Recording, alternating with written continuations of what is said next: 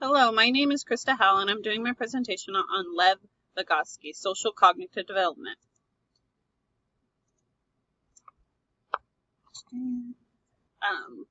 The major theme of Vygotsky's theoretical framework is that social interaction plays a fundamental role in the development of cognition. His thought was that I can do what I can do with help, and what I can do. Let's think about this for a second. Every living thing social interactions at some point in their lives. We as humans need to have it on a daily basis. Children really need this from time to time, from the time they are born to adulthood. Vygotsky states in 1978 that every fundamental in a child's cultural development appears twice. Let's break this down.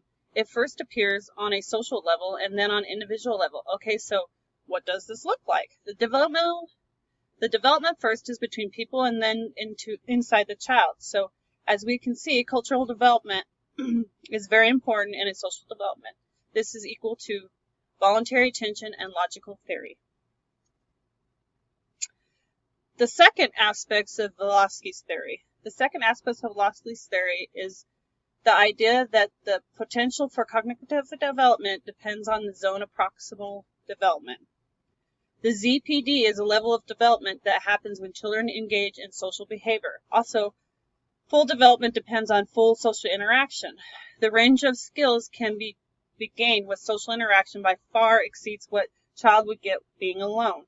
His theory was an attempt to explain conscious as the endpoint of socialization. An example of this would be learning of language. Our first interactions with peers or adults are for the purpose of communicating, but when we master it, then it becomes internalized and allows inner speech. Principles. Vygotsky claims that infants are born with the basic abilities for intellectual development. Vygotsky refers to an elementary mental function as attention, sensation, perception, and memory. Eventually, through interaction with the social culture, these are developed into more sophisticated and effective mental process strategies, which he refers to as a higher mental function. Social influences on cognitive development.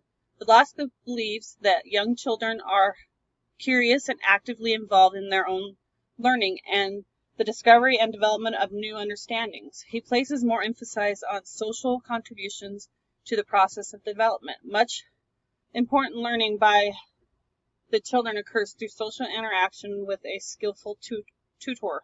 Tutors may model behavior and or provide verbal instruction for children. Vygotsky refers to this as a cooperative or collaborative dialogue. The child seeks to understand the actions or instructions provided by the tutor, often the parent or the teacher, then internalizes the information used to guide and regulate their own performance.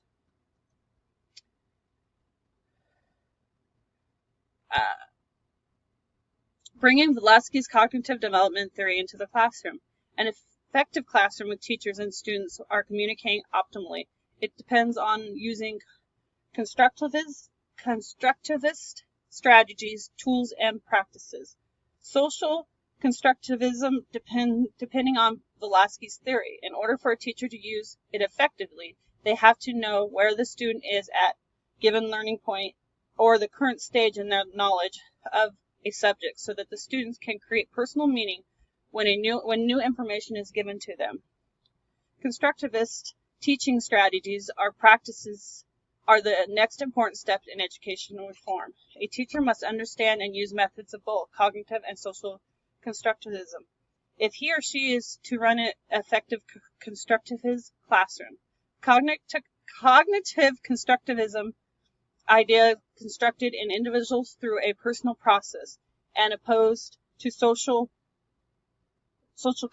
constructivism, where ideas are constructed through interaction with the teacher and other students.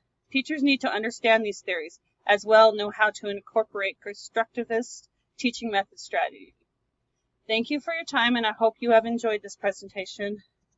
I really enjoyed doing the presentation I had heard a lot about his theory when I'm working in preschool. Anyways, I hope you enjoyed it. Have a good day.